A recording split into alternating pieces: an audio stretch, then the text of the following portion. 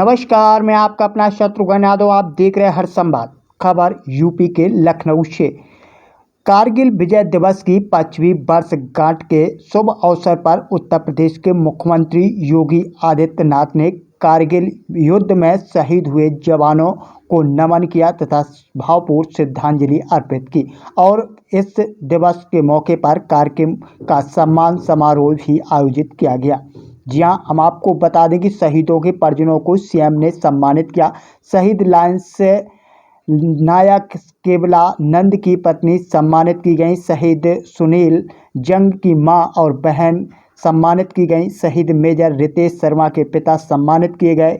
शहीद कैप्टन मनोज पांडे के पिता गोपी पांडे भी सम्मानित किए गए हैं। जी हाँ, हम आपको बता दें कि इस दौरान अपने संबोधन में मुख्यमंत्री योगी आदित्यनाथ ने कहा कि 2017 में प्रदेश में हमारी सरकार बनने के बाद राज्य सरकार के नियमों में संशोधन करते हुए हम लोगों ने कुछ व्यवस्थाएं लागू की थी। आज हम इसलिए अपनी प्रगति के मार्ग को आगे बढ़ाने के लिए स्वतंत्र हैं, क्योंकि दिन रात सुबह शाम अपने घर से दूर सम और विषम परिस्थितियों का सामना करते हुए हमारा नौजवान भारत की सीमा की रक्षा करते हुए पूरी दृढ़ता के साथ खड़ा है।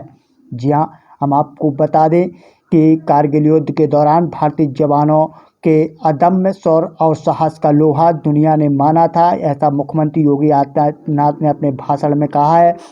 साथ ही उन्होंने कहा कि कारगिल युद्ध भारत का थोपा गया था क्षम के रूप से पाकिस्तान ने कश्मीर में घुसपैठ करके भारत पर युद्ध थोपने का कार्य किया था, किंतु युद्ध का परिणाम क्या होगा यह हमारे बहादुर जवानों ने तय किया। उस समय हमारी सेना के वीर जवानों के सामने विपरीत परिस्थिति थी, लेकिन हमारे बहादुर जवानों के सामने कोई दुश्मन टिक नहीं पाया। उन्होंने कहा कि कारगिल युद्ध के दौरान भारतीय जवानों ने अदम्य शौर्य और साहस का लोहा दुनिया को मनवाया। इस दौरान मुख्यमंत्री योगी आदित्यनाथ ने कारगिल विजय दिवस की 5वीं वर्षगांठ जो आयोजित रजत जयंती समारोह थी उसमें सभी परिजनों को जो शहीदों के थे उनको सम्मानित किया है। जी हाँ, हम आपको बता दें कि यह कार्यक्रम लखनऊ के लायंस सिविल जो शहीद है वहाँ उस स्थान पर मनाया गया है और भारत के वीर जवानों के शौर्य को प्रदर्शित करती हुई प्रदर्शनी का भी सीएम योगी ने अवलोकन किया और इसके बाद प्रदेशवासियों को एक्स पर पोस्ट करते हुए बधाई दी है। भारतीय सेना के पराक्रमी योद्धाओं को उन्होंने नमन किया है।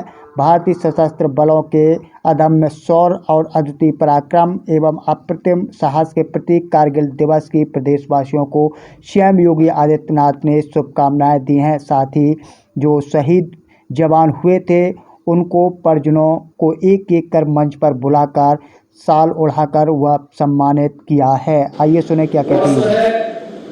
इस अवसर पर कारगिल विजय दिवस की रजत जयंती के अवसर पर आप सबको बधाई देते हुए मैं अपने वीर सैनिकों, वीर नारियों और भारत माता के लिए अपना सर्वस्व समर्पित करने वाले और शहीद परिवारों के सभी सम्मानित सदस्यों का इस अवसर पर हृदय से अभिनंदन करते हुए भारत माता के लिए अपना सर्वोच्च बलिदान देने वाले उन महान सपूतों की स्मृतियों को मैं नमन करता हूं। बहनों और भाइयों, हम सब जानते हैं कारगिल युद्ध मई 1999 में हमारे दुश्मन पाकिस्तान ने हम पर थोपा था। छद्म रूप से कारगिल की पहाड़ियों की सामरिक दृष्टि से महत्वपूर्ण चोटियों पर कब्जा करके पाकिस्तान के द्वारा भारत के खिलाफ जो साजिश की गई थी उस साजिश का मुंहतोड़ जवाब भारत की सेना ने देकर के पाकिस्तान को चारों खाने चित्त करके दुनिया के सामने न केवल बेनकाब किया बल्कि आज ही के दिन 1999 में कारगिल विजय की घोषणा करके भारतीय सेना के शौर्य और पराक्रम का लोहा पूरी दुनिया के अंदर एक बार फिर से मनवाया। हम सब जानते हैं कि भारत दुनिया के अंदर एक शांतिपूर्ण देश है, लोकतांत्रिक मूल्यों और आदर्शों पर विश्वास करता है। जब एक देश धन धान्य में, बल और बुद्धि में दुनिया के अंदर सर्वश्रेष्ठ स्थान रखता था, तब भी भारत ने कभी किसी भी देश पर जबरन कब्जा नहीं किया। लेकिन जब भी किसी दुश्मन ने भारत की सीमाओं का अतिक्रमण करते हुए भारत पर जबरन करने का प्रयास किया, तो भारत के बहादुर जवानों ने उसका मुंहतोड़ जवाब देने में कोई कोर कसर भी नहीं छोड़ी। आजादी के बाद हुए लगातार उन युद्धों में भारत ने यह साबित करके दिखाया है, जोड़ने वाली रेखा थी, उसी को मार्ग को उन्होंने अवरुद्ध करने का कुत्सित प्रयास दुश्मनों ने किया था। लेकिन विपरीत परिस्थितियों का सामना करते हुए भारत का बहादुर जवान पुनः उन स्थितियों को अपने नियंत्रण में लेते हुए कारगिल पर विजय प्राप्त करने में सफल हुआ।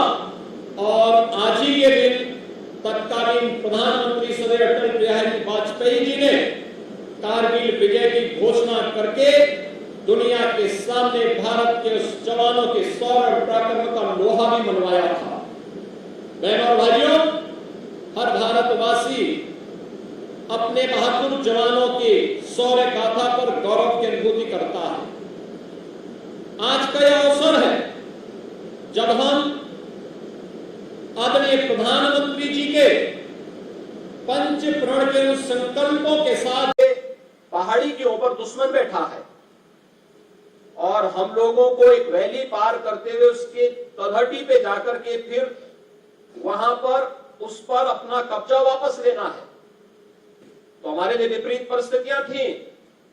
लेकिन दुश्मन हमारे बहादुर जवानों के सामने कहीं ठहर नहीं पाया और युद्ध के परिणाम के बाद जो स्थिति हम सबके सामने थी, यह उत्तर प्रदेश का सौभाग्य है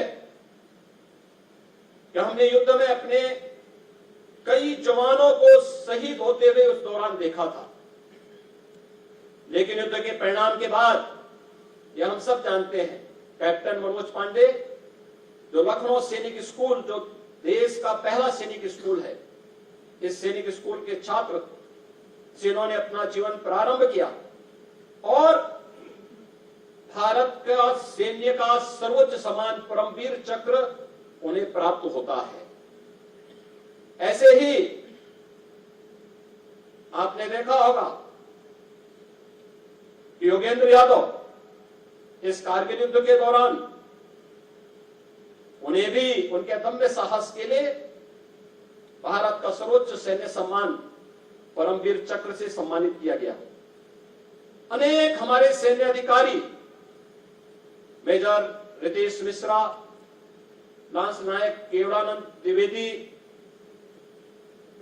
राइफलमैन सुनील चंद, एक लंबी श्रृंखला है जिन्होंने मातृभूमि के लिए अपना सर्वोच्च न्यौछावर करते हुए इस युद्ध के दौरान भारतीय सेना के शौर्य और पराक्रम का अद्भुत प्रदर्शन करते हुए सम और विषम परिस्थितियों का सामना करते हुए इस युद्ध के परिणाम को एक समय सीमा के अंदर